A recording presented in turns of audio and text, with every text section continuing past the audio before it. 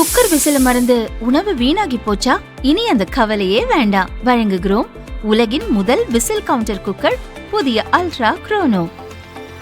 Ultra என்றால் ஆரோக்கியம். மன்னார் வளைகுடா மற்றும் அதனை சுற்றிய பகுதிகளில் தென் தமிழக பகுதிகளின் மேல் ஒரு வளிமண்டல சுழற்சி நிலவுகிறது. வடக்கு கேரளா மற்றும் அதனை சுற்றிய பகுதிகளில் ஒரு வளிமண்டல சுழற்சி நிலவுகிறது. இதன் காரணமாக நாளை 19ஆம் தேதி மேற்கு தொடர்ச்சி மலை மாவட்டங்களில் ஒரு சில பகுதிகளில் இடி மின்னலுடன் கூடிய மிதமான மழைக்கு வாய்ப்புள்ளது.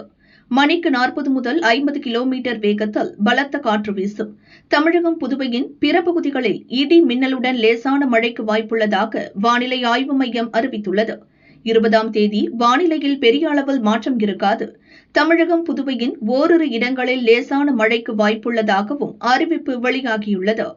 சென்னை பள்ளிக்கரணையில் நேற்று 5.4 சென்டிமீட்டர், செங்கல்பட்டில் 4 சென்டிமீட்டர், கொரட்டூர், பெரம்பூர், சோழிங்கநல்லூரிலும் கணிசமாக மழை பதிவாகியுள்ளது.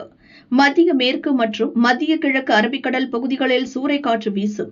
தமிழக வடகடலோர பகுதிகளை ஒட்டிய தென்மேற்கு வங்கக்கடல் மற்றும் மத்திய மேற்கு தென்கிழக்கு வங்கக்கடலில் சூறைக்காற்று வீசும் என்பதால் மீனவர்கள் அந்த பகுதியில் கடலுக்கு செல்ல வேண்டாம் என அறிவுறுத்தப்பட்டுள்ளனர்.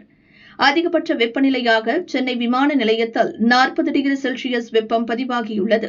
அடுத்த 2 நாட்களுக்கு தமிழகம், புதுவையில் வெப்பநிலை சராசரியை விட 2 முதல் 3 டிகிரி அதிகரிக்கும்.